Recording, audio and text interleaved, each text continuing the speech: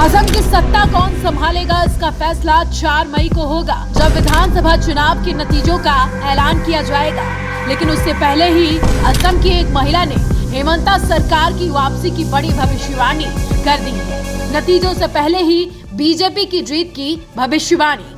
कौन है ये लड़की जिसने दी हेमंता की जीत की गारंटी, ये भी हम वीडियो में जानेंगे। लेकिन उससे पहले कुछ और अहम पहलुओं पर नजर डाल लेते हैं।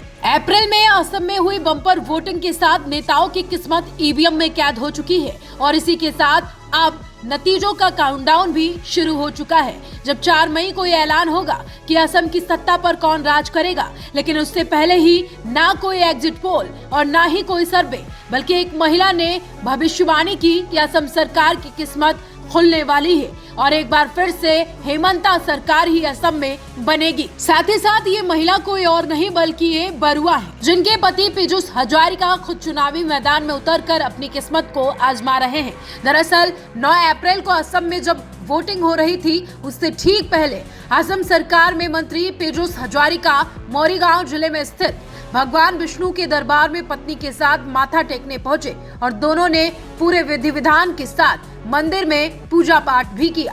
भगवान विष्णु के दरबार में हाजिरी लगाने के बाद पीयूष हजारिका और उनकी पत्नी आयमी बरुआ दोनों ही एक साथ मतदान स्थल पहुंचे और दोनों ने वोट किया। साथ ही साथ वोट डालने के बाद आयमी बरुआ ने नतीजों से पहले ही असम में बीजेपी की जीत की बड़ी भविष्यवाणी करते हुए कहा कि ये तय है कि असम में बीजेपी ही अपनी सरकार बनाएगी और असम की बेटी होने के नाते मैं कह सकती हूँ कि बीजेपी यहाँ आ रही है।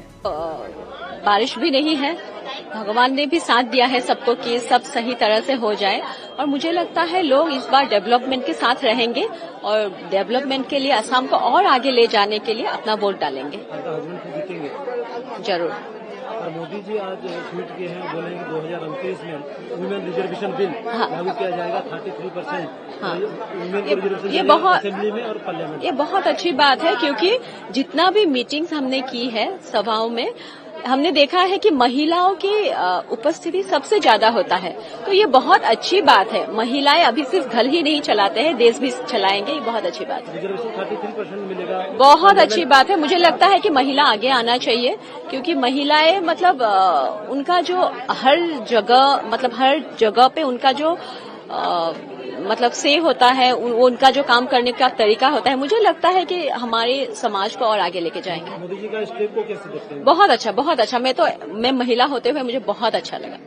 और ये जो रिजर्वेशन है वो 2029 में लागू होगा, फिर अभी डिस्कशन हुआ, जो विकसित भारत है वो बड़ा योगदान होगा महिलाओं का, वो भी मोदी जी बोले। हाँ, वो तो मोदी जी हमेशा से महिलाओं को आगे लाने के लिए कोशिश कर रहे हैं, इसीलिए तो हम गर्व से बोलते हैं कि हमारे प्रेसिडेंट मैम भी महिला है।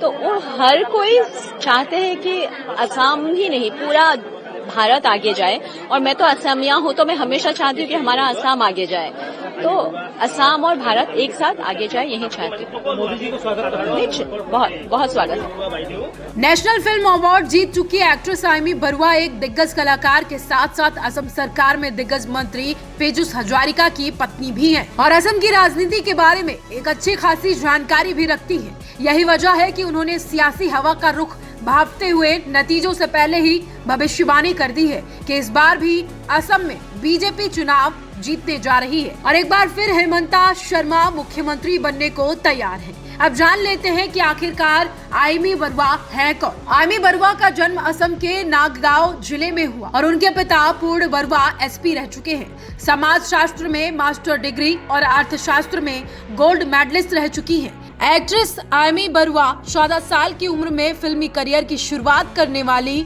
आयमी की पहली फिल्म आसोमोर लघु कथा थी। 30 से ज्यादा फिल्मों में काम कर चुकी हैं। आयमी की चर्चित फिल्में जैतुका, पातो और दारे, प्रेम आरू प्रेम है।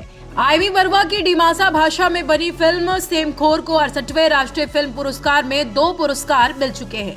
साल 2011 में आयमी बरुआ ने असम के दिग्गज नेता पीयूष हजारिका से शादी की।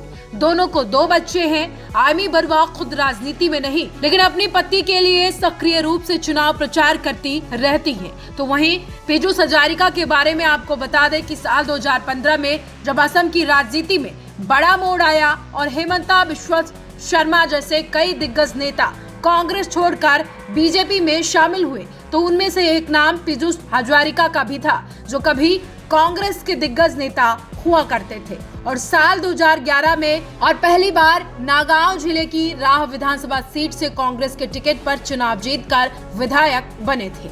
लेकिन साल 2015 में हेमंता बिश्वा शर्मा के साथ वो भी बीजेपी में शामिल हो गए, जिसके बाद पीछे मुड़कर कभी नहीं देखा, क्योंकि साल 2016 में जब पहली बार बीजेपी असम की सत्ता में आई तो जागीरोड में शानदार जीत हासिल करने वाले पीयूष हजारिका को बीजेपी सरकार में मंत्री बनाया गया।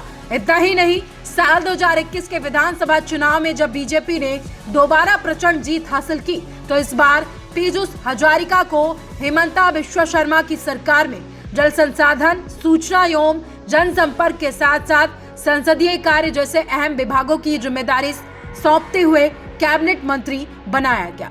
हजारिका जैसे दिग्गज नेता का हेमंता बिश्वा शर्मा की सरकार में कितना बड़ा कद है, आप इसी से अंदाजा लगा सकते हैं। लगातार 2 बार जागीरोड से चुनाव जीत चुके पीयूष हजारिका एक बार फिर इसी सीट से अपनी किस्मत को आजमा रहे हैं, जिनका असली मुकाबला कांग्रेस नेता बाबुल दास से है। ऐसे में अब वो जीत की हैट्रिक लगा पाते हैं या नहीं, ये तो 4 मई को ही पता चलेगा जब नतीजे आएंगे। आपको वैसे क्या लगता है, क्या बीजेपी असम में दोबारा से सत्ता हासिल कर पाएगी? अपनी राय हमें कमेंट बॉक्स में जरूर बताएं।